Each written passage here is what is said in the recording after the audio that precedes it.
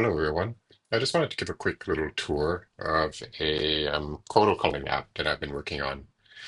So one of the things that I never really liked was the process of culling all the photos that I take in like programs like Lightroom or in Apple Photos or those kind of things. So I started building out this little prototype of a culling app. And I just wanted to give a quick little demo of it here. So this is the application that I have so far. And basically, we can pick a folder and it will recursively scan that folder and find all the photos within it. And basically has this grid view. We can zoom in to the photos here, like so. And the whole concept of this app is around grouping of photos. So most photo culling apps that I've used, like if you import photos into Lightroom, for example, it just kind of shows all the photos in a grid in, I guess, sequential order. Where the whole concept of this is around groups. So one of the key features here is grouping by time clusters.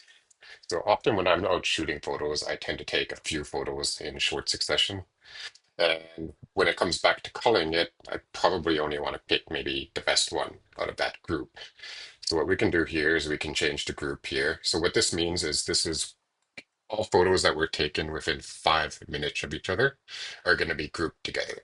So if I reduce this to say 10 seconds and apply, you'll see, for example, these two photos here were taken within 10 seconds of each other. And that's the whole concept of this app. So here we can see this group of photos. And what I want to do is be able to call these photos as a group. So I can hit this button here and it will open up all these photos here. And then I can go through and pick the ones that I want to keep, or actually in this case, reject. So there's two modes to the app. There is the default mode is everything is marked for keep, and you mark the photos that you don't want. And the other mode is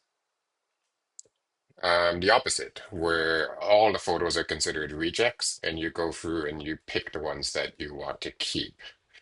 So I've designed like a very keyboard-driven flow using the WASD keys and an F to flag.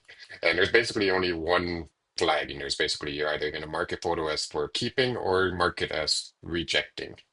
I decided not to incorporate any sort of star rating feature, and I'd love your guys' opinion on that.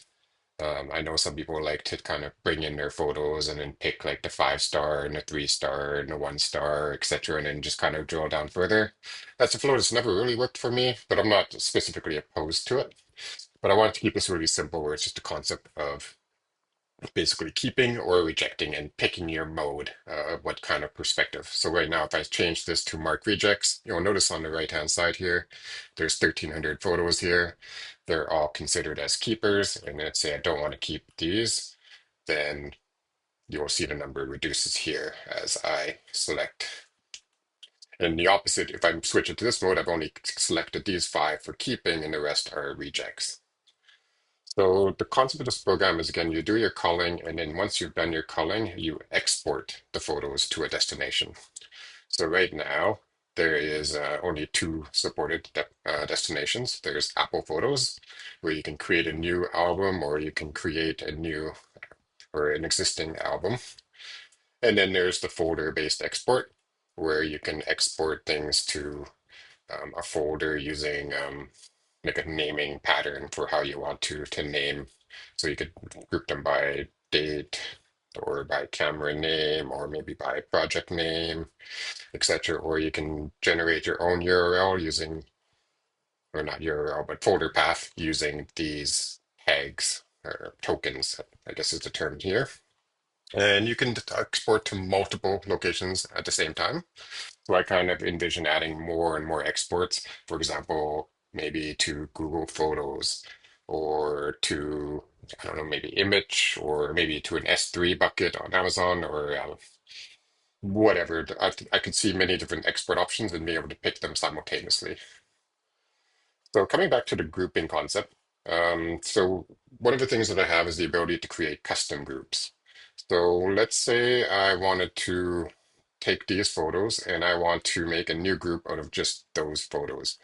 I can hit the G button to make a group, and I'll just call it test. And you'll notice it creates a new group called test. And the idea is, let's say I've taken a whole big sequence and I want to add them in a group. I want to call.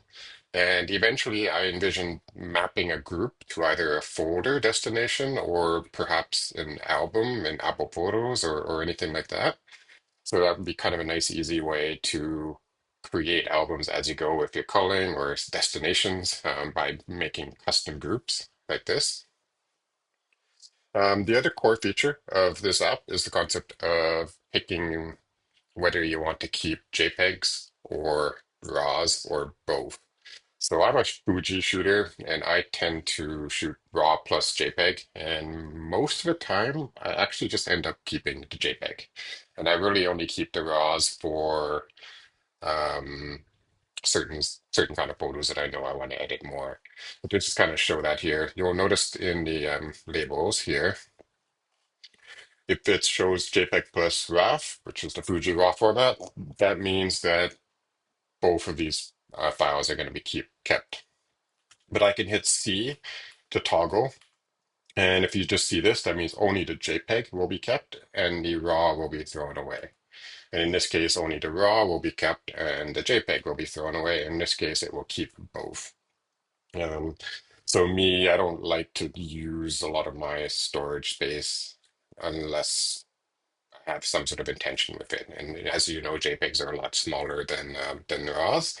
So I'm quite happy to throw away RAWs if it's just going to be a more simple photo. And I like that I can be selective in what I want. And you can kind of do that for an entire group of photos. Let's say I pick this group here. I can basically toggle this as a whole group. Other than that, we have the standard functionality. We have zooming around, double click or zoom to presets, 100%, 200%, 400%. We have like the panning controls are all working. We get some metadata up at the top here. Although I'm planning on maybe changing the UI to have a lot of this metadata on the right panel and having the export as a separate screen. Again, this app is still very much a work in progress. And maybe if I open up this folder here, yeah, so there's still some bugs in the app that I'm still working through. So yeah, just wanted to give a quick little demo of this app and get some feedback on what you guys are looking for in a culling application. Because what I want to build here is a photo app that just specializes in the process of culling. So one of the things that I have in mind is grouping by people. Right now you can group by cameras and lens and by date, and then of course the time clusters, but maybe by people, by subject. I kind of envision having things like focus detection for the eyes to automatically detect if a photo's out of focus. And of course, there's the whole like RAW plus JPEG flow that I like to use. And I'd love to hear any sort of feedback and opinions that you guys would like to see in the ultimate kind of culling application. This is going to be a Mac OS app only. It's only available on Mac, so it won't be available for Windows or any other operating systems, unfortunately. Um, so yeah, thank you for watching, and I look forward to hearing what you guys think.